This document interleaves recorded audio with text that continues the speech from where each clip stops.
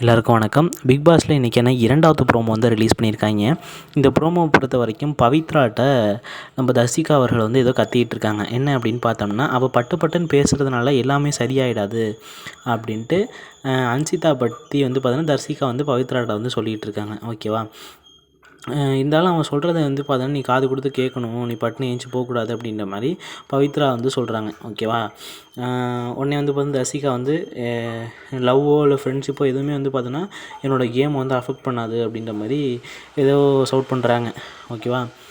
முடிஞ்சதுக்கப்புறம் வந்து பார்த்தோன்னா இது வந்து கட் பண்ணி போடுறாங்க. இங்கே 1 ஹவர் ஷோவில் ஒன்றும் இருக்காது. நம்ம என்னமோ நினச்சிட்டு போவோம். 1 ஹவர் ஷோவில் வந்து பார்த்தோன்னா சப்புன்னு முடிஞ்சிருக்கும்.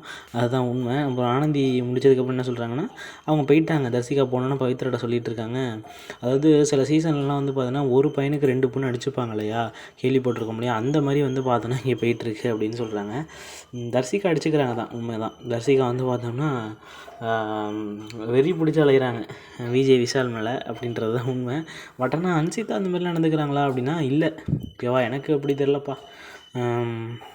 இந்த வாரம் வேறு ஒயில்ட் கார்டில் அருணும் வேறு வரப்போகிறான்னு சொல்லிகிட்டு இருக்காங்க. வெயிட் பண்ணி பார்ப்போம் என்ன நடக்க போகுது அப்படின்றத.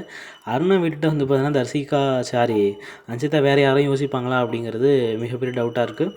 அப்போலாம் அவங்க நடந்துக்கல. சைடு கேப்பில் கெடா வெட்டுறாங்க நம்ம ஆனந்தியை பற்றி தான் நம்மளுக்கு தெரியுமே. ஓகேவா? சரி, நீயும் பொம்மை நானும் பொம்மைன்னு இந்த ஒரு டாஸ்க் ஒன்று ஆரம்பித்தாங்க. அதோட கண்டினியூ ஏதாச்சும் சண்டை கிண்டை போடுவாங்கன்னு பார்த்தா ஒன்றும் இல்லை போலே அதில்.